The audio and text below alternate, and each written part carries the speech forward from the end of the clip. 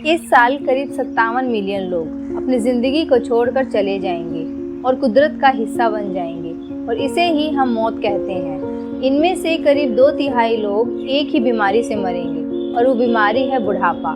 बुढ़ापा हमें धीरे धीरे कमज़ोर कर देता है और एक दिन किसी न किसी कारण से हमारी मौत हो जाती है। हम बूढ़े क्यों होते हैं और बुढ़ापे के कारण हमारी मौत क्यों हो जाती है, इस पे सालों से रिसर्च चल रही है, लेकिन आज तक भी इसका कोई ठोस कारण हम नहीं ढूंढ पाए हैं। आज तक इस पर जितनी भी रिसर्च हुई हैं उनमें यही सामने आया है कि बुढ़ापे का कोई एक कारण नहीं है, बल्कि कई सारे कारण हैं जो एक दूसरे से जुड़े हुए हैं। जैसे कि माना जाता है कि हमारे डीएनए में एक ऐसा प्रोग्राम है जो उम्र बढ़ने के साथ साथ हमारे शरीर में बनने वाली कोशिकाएं मतलब सेल बनने की दर को कम करता जाता है और इसी को हम बुढ़ापा कहते हैं। कुछ स्टडीज़ का ये भी कहना है कि हम जो खाना खाते हैं और उस खाने से जो हमें कैलोरीज मिलती है उस कैलोरीज के कारण ही हम बूढ़े होते हैं। तो इसका मतलब ये है कि अगर हम खाना खाना बंद कर दें तो हम कभी बूढ़े नहीं होंगे, बट ऐसा प्रैक्टिकली पॉसिबल नहीं है। लेकिन अगर आने वाले टाइम में ग्रैनोटोलॉजिस्ट उम्र बढ़ने या फिर बूढ़े होने की कोई ठोस वजह ढूंढ पाते हैं तो ये बिल्कुल पॉसिबल है कि उम्र बढ़ना या फिर बुढ़ापे को रोका जा सकता है। हम इंसान उम्र बढ़ने के साथ साथ बूढ़े होने की टेंशन लेते हैं, लेकिन इस धरती पर कुछ जीव ऐसे भी हैं जिनकी उम्र ज़रूर बढ़ती है लेकिन वो कभी बूढ़े नहीं होते। जैसे कि एक जीव है हाइड्रा। ये दिखने में बिल्कुल एक छोटे ऑक्टोपस जैसा लगता है और पानी में रहता है। हाइड्रा की उम्र ज़रूर बढ़ती है लेकिन वो कभी बूढ़ा नहीं होता, क्योंकि इसका शरीर लगातार सेम दर से नई कोशिकाएं यानी कि सेल्स बनाता है। मतलब हम कह सकते हैं कि अगर हाइड्रा को कोई एक्सटर्नल पावर या फिर कोई बीमारी ना मारे तो ये अमर है। जेलीफिश और फ्लैटवर्म्स की भी कुछ प्रजातियां हैं जो कभी बूढ़ी नहीं होती। जैसे लंबाई मापने के लिए मीटर, किलोमीटर, वज़न मापने के लिए ग्राम, किलोग्राम जैसी यूनिट्स का यूज़ होता है, वैसे ही मौत का रिस्क मापने के लिए यूनिट का यूज़ होता है माइक्रोमोट। हम जिंदगी में कोई भी काम करें उसमें कुछ ना कुछ मौत का रिस्क ज़रूर होता है। जैसे कि अगर हम बाइक चलाते हैं तो एक्सीडेंट का रिस्क है, अगर हम घर में बैठे हैं तो भूकंप आ जाने का या फिर बिजली गिर जाने का रिस्क है, और इन्हीं रिस्क को मापने के लिए माइक्रोमोट का यूज़ होता है।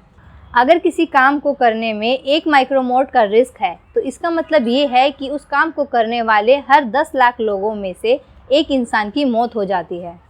बाइक से 10 किलोमीटर ट्रैवल करने पर 1 माइक्रोमोट का रिस्क होता है। कार से 400 किलोमीटर ट्रैवल करने पे 1 माइक्रोमोट का रिस्क होता है और एरोप्लेन से 10,000 किलोमीटर ट्रैवल करने पर 1 माइक्रोमोट का रिस्क होता है। मौत का नाम सुनते ही एक सवाल ज़रूर हमारे दिमाग में आता है कि आखिर मरने के बाद होता क्या है? क्या हम स्वर्ग में जाते हैं या नर्क में या फिर कहीं और इसी चीज़ को साबित करने के लिए 1921 में थॉमस ब्रैडफोर्ड नाम के एक इंसान ने सुसाइड करने का फ़ैसला किया। उसका प्लान था कि उसके मरने के बाद उसकी आत्मा सबको ये बताएगी कि आखिर मरने के बाद होता क्या है, और इस काम के लिए उसे एक ऐसे इंसान की ज़रूरत थी जो आत्माओं से बात करना जानता हो। और इसीलिए उसने अखबार में एक आर्टिकल छपवा दिया जिसमें ये लिखा था कि अगर कोई आत्माओं से बात करना जानता है तो वो उससे आकर संपर्क करे। उसका आर्टिकल पढ़कर रुथ डोरन नाम की एक लेडी उससे संपर्क करती है और दोनों मिलकर इस रहस्य से पर्दा उठाने के लिए तैयार हो जाते हैं कि आखिर मौत के बाद होता क्या है। फिर 5 फरवरी 1921 को थॉमस सुसाइड कर लेता है और उसके मरने के एक हफ्ते बाद रुथ ये दावा करती है कि थॉमस की आत्मा ने उससे संपर्क किया है। थॉमस ब्रैडफोर्ड की आत्मा ने रुथ से कहा कि जब मैं पहली बार उठा तो मुझे लगा ही नहीं कि मैं मर चुका हूँ। यहाँ की दुनिया में कोई खास बदलाव नहीं है। मुझे ऐसा लगा था कि यहाँ की दुनिया असल दुनिया से बहुत अलग होगी। यहाँ पर लोग तो हैं लेकिन शारीरिक रूप में नहीं हैं। मैंने बहुत लंबी यात्रा तय नहीं की है और मैं अब भी अंधेरे में ही हूँ। यहाँ पर असल दुनिया की तरह जिम्मेदारियों का बोझ नहीं है और यहाँ पर खुशी और उत्साह महसूस होता है। मौत से डरने को थैटोफोबिया कहा जाता है और कुछ लोगों में मौत का डर इतना ज़्यादा होता है कि वो डिप्रेशन में चले जाते हैं और इस डर से बाहर ही नहीं आ पाते। लेकिन हार्ट अटैक और कार्डियक अरेस्ट के कुछ पेशेंट्स जिनकी सांसें और दिल की धड़कनें रुक गई थी और उन्होंने मौत को बहुत करीब से देखा था, उन सब का यही कहना था कि मौत कोई डरावनी या फिर भयानक चीज़ नहीं है, बल्कि जब उन्होंने मौत को करीब से देखा था तो उन्होंने शांति और सुकून महसूस किया था।